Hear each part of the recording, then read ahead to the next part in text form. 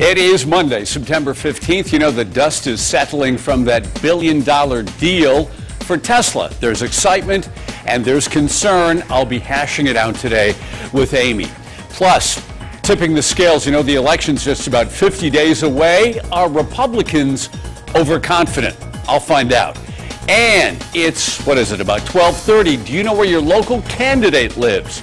This is an issue in a very hard-fought race on the west side of the valley. We're going to be talking about that.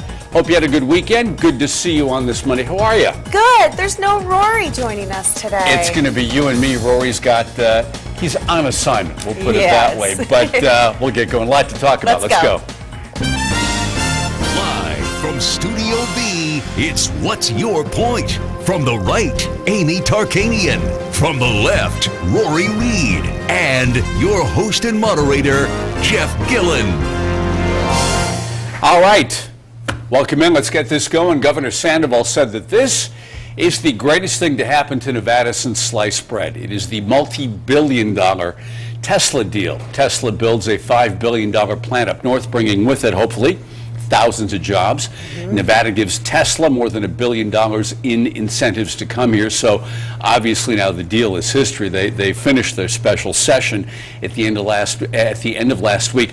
We're talking about some of the excitement and some of the concern. We had Andy Matthews on the program last week, who was worried that the state may be picking winners and losers, and worried about whether or not some of the things pencil out. But you know, I mean, here's the bottom line. I mean, what if we had said no to Tesla? Well, you know, there's definitely pros and cons to every deal that you make. And I think it's great that everyone's excited. I'm sure we're throwing confetti up in the air on an hourly basis since this is passed. And everything seems perfect and wonderful. 6,500 jobs, that's huge. And we always talk about wanting to diversify our economy here in Nevada, and this is the perfect way to do it. Now, there are concerns. So don't throw too much confetti up in the air, because you're also going to have to clean up after yourself, right? So you also have groups, not just NPRI, but PLAN, the Progressive Leadership Alliance of Nevada. They've also expressed concerns. These two groups are polar opposites, so I don't know if there was a full moon out that day or not, but they both expressed concerns. Then you have people who are just going to Facebook and Twitter and posting their concerns as well. And you've got people saying, oh my gosh, what if Tesla doesn't meet the hiring and spending benchmarks alone to qualify for the tax incentives? They're concerned that some of the hiring and spending could be done by the suppliers, and it just won't follow through correctly. The requirements that only 50% of the workforce come from Nevada is low. That can be waived. That's a big concern. And then the amount of money that's spent on the building of the new highway, if they flop and go under, we've lost all of that money. So there's big concerns. Well, there are, again, we should note in the deal that we crafted last week, we have provisions in it to protect Nevada. If Tesla doesn't meet certain benchmarks, if it does not invest $3.5 billion, if it doesn't hire whatever, we can claw back some of the money that we gave. So we did incorporate some of the protections in that legislation. You know, I mean, it's a balancing thing, and you hit the nail on the head. I mean, this is a gamble for the state, as we have been reporting.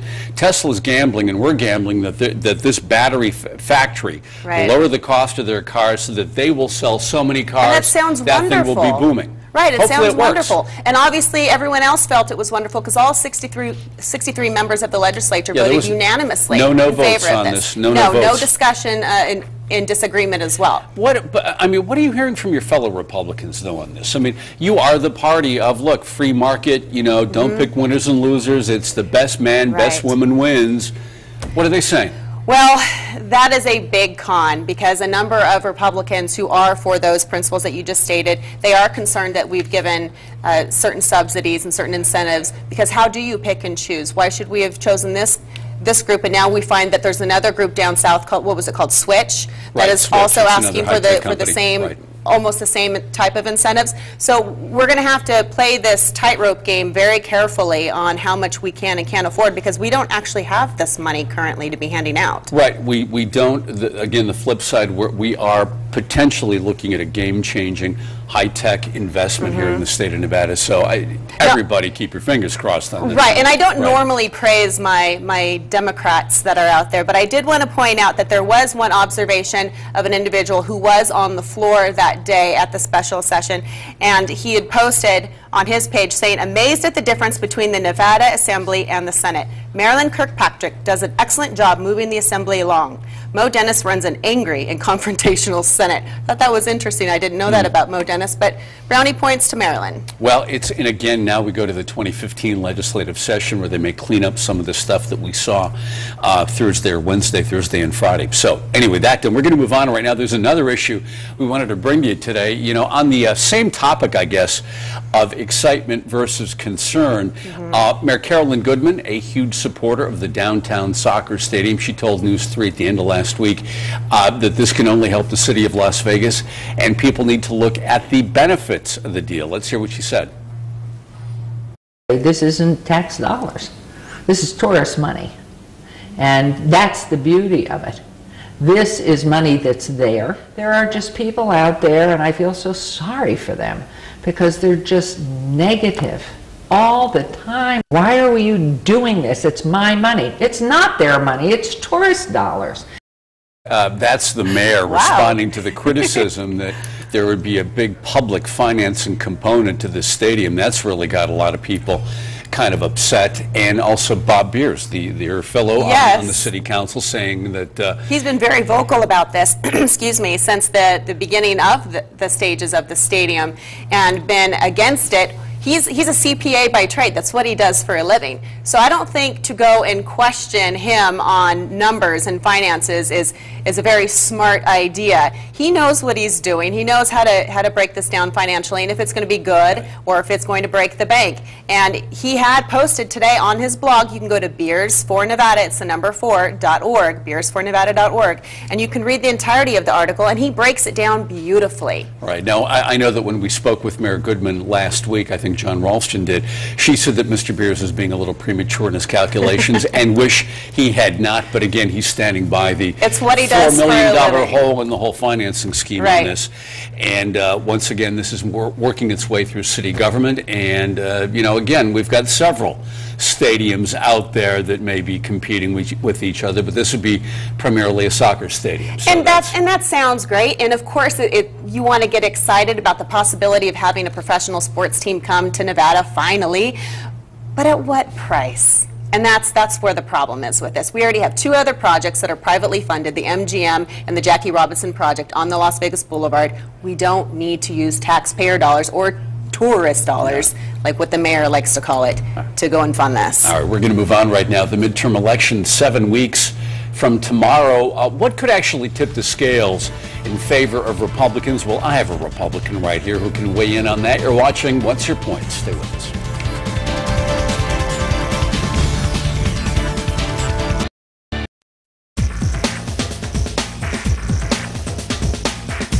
All right, welcome back. You know, the midterm election, 7 weeks now from tomorrow, and Republicans feeling pretty good. They stand a pretty good chance of recapturing the U.S. Senate. And here in Nevada, they're working not only to win the lieutenant governor's race, but they're also working to take control of the state Senate, where Democrats have a one-seat advantage. Democrats overwhelming in the Assembly. You guys aren't going to get the Assembly in this one. But we're not going to give up. Okay, you're not going to give up. You get a point for being persistent there. So what's going to tip the scales at the end of the day in the Republicans' favor in this one? Well, interestingly enough, I think in a midterm election you normally have local issues that are the focus. I think it's different this time because we do have, you know, some are calling it a war, some are saying, oh, we're on our way to war. So there's going to be more national issues that are going to trickle down to the local races. So you're going to have things such as immigration, securing the border, you're going to have foreign policy, you're going to have jobs and the economy. These are all things depending on how well this administration handles them and make sure that they follow through, actually. Also, too, if you look at the polling, not that we haven't seen this before, but the recent polling that we talked about, Republicans, huge margins over Democrats right now in terms of fighting terrorism, in terms of defending the country and that type of thing, too. Right, so and there was an article in Politico that actually said that for the first time, The Democrats are at the lower end of the percentage scale for immigration. So immigration's actually tipping towards to favor the GOP at this point because they're so unhappy with the way it's being dealt with. But here's the question. I mean, Republicans stand a good chance of recapturing the U.S. Senate, although Harry Reid would disagree with that statement. Of course, he has to say that. Overconfidence. No, I mean, not at all. They're not overconfident, and it's not cocky. I think it's realistic. Right now, we have at least 4 states that are favored GOP. We need 6. There's 5 toss-up states right now that are very close. It's not going to be a landslide by any means, so we can't be overly confident. But I'm feeling pretty good that the U.S. Senate is going to go back to the GOP. All we have to do is keep focusing on those things that I just mentioned, keep hitting hard on the president's failed policies, and I think we're going to be good. Any worry that if Harry Reid becomes the minority leader that we lose some clout? Minority leader is still extraordinarily influential in Washington, but as minority leader that could actually hurt Nevada, we could lose some clout at the Capitol?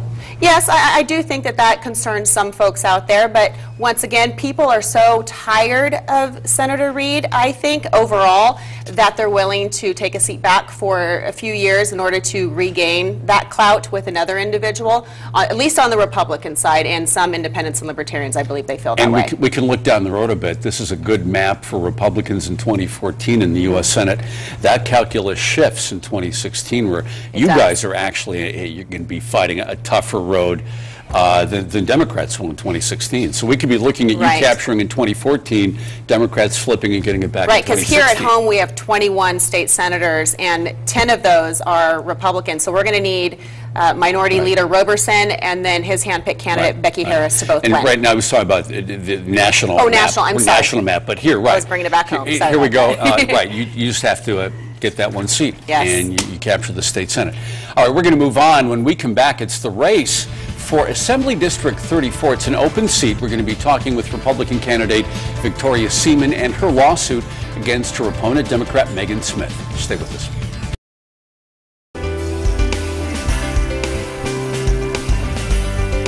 By the way, make sure you follow us on Twitter. Welcome back. We should note today we have Victoria Seaman with us, Republican candidate for State Assembly District 34.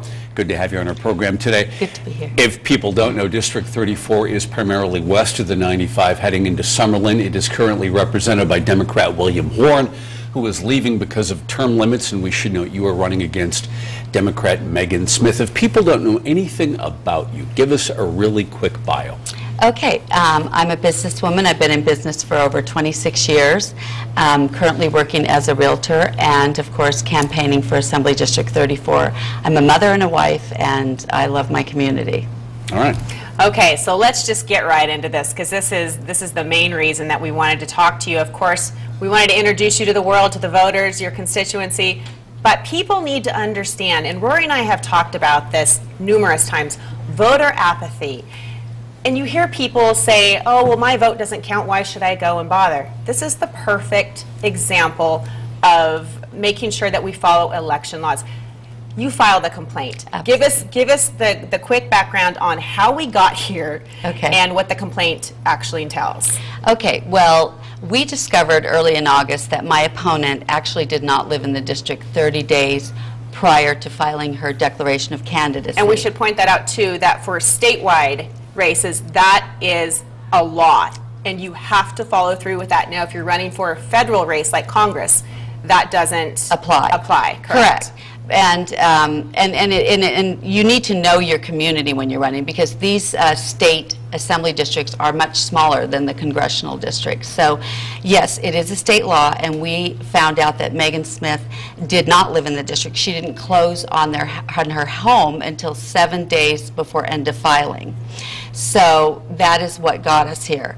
We filed the complaint with the Secretary of State, and nothing had been done. We ended up having to go and take this to the district court, and now we're going to the Supreme Court and district court simultaneously, because the Secretary of State has not decided to go ahead. And not just in your race, but still there's a couple others that have been filed that are sitting on the Secretary of State's desk, completely ignored, hasn't been taken care of. But the ironic thing is they're still all in District 34, which is unheard of. There were 3 complaints filed in the primary Democrat race, and nothing has been done on those complaints. So when we filed our complaint, we were afraid that this might happen, that the Secretary of State would not look at it, which they hadn't. So we had to take it to court. And as a candidate, I want to stress that as a candidate, our job is to meet the voters and tell them who we are, go door to door, find out what their issues are. But in my race, I've had to take this to the courts. Yeah. Let me just mention, by the way, I did reach out to Megan Smith this morning. Have not heard back from her yet, but we will obviously offer her an opportunity to come on the program too and give her side if she would like. I did hear back from Democrats who said that, look, and correct me if I'm wrong, that you've lost a couple times in court on this. Is that correct? Well, what we've done is we went in for a temporary restraining order to get Megan Smith off the ballot because she is an ineligible candidate. The problem is we have conflicting statutes in our NRS statutes that say you cannot take a candidate off the ballot after June 4th. Well, the primary doesn't end till June 10th. So this leaves candidates in the general with no way to take a candidate off the ballot. It goes straight to the integrity of our election and honesty of our election. And this is part of the problem. So it's been denied, but we have been granted a trial, but it happens to be 2 days before early voting. So if Megan Smith becomes declared ineligible, we have no remedy. And that's what happened with Andrew Martin. Exactly. Who is in the Assembly, but he's running now for state controller. Let me jump in. Let's move beyond the residency thing. What do you want to do if you get elected? Well, I'd like to work on some of these statutes that conflict with each other, because the most important thing we have is our election, and we need to hold our elected officials' feet to the fire, and they work for us. So some of the things that I'd like to do is look at the statutes that conflict to keep integrity and honesty in our electoral process. Where do you stand in terms of education funding? Education, I think, is a very, very important issue. It's important to the constituents of District 34. I've walked the district. I'm on my 3rd round, and it's important to them. But what I'm hearing from the constituents and my concern is we need long-term solutions. You know, just throwing more money at it without really sitting down and finding some long-term solutions. I would like to look at... What do you see as a long-term solution? I'd like to look at expanding charter schools and looking at school choice so that every child has an opportunity to get an equal education. What do you think about the Tesla deal that just passed unanimously? Do you think that was a smart move on the part of the Republican Party to back the governor? It's passed, and if we can create 6,500 jobs and 5 jobs for every job that creates, then I think it will be a good thing. What do you think about one of the things that Democrats wanted to have done, and they were unsuccessful in the special session, but to have bonds automatically roll over by the school district so that the district doesn't have to keep going back to the voters and go, look, give me more money. This would help the district build more schools, stay up with maintenance and that type of thing. Is that a good idea? Again, I think we need to look at more long-term solutions as far as what we should do with our education, as far as expanding charter schools and school choice. And we can also look at that. But right now, I think we need to look at some real long-term And going solutions. back to your lawsuit real quickly, let's say that, unfortunately, if you don't win and your opponent does, and then we find out that she's guilty, what happens? Well, they concede her.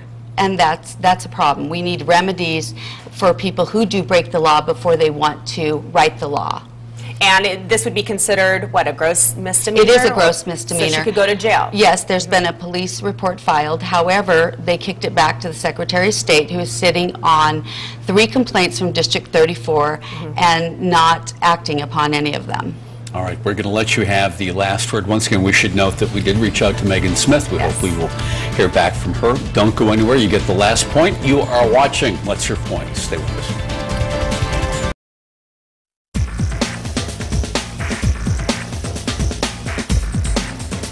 All right, welcome back. We're here with candidate Victoria Spearman, Republican, running for District 34 in the Assembly again. Thanks for coming on our program. Thank you. You told me earlier you've been walking the district. You're doing that every night.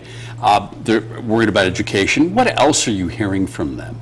I'm hearing the same concerns: jobs, underwater housing, and education. Those are the main things that people are still concerned about. What would you do about underwater housing?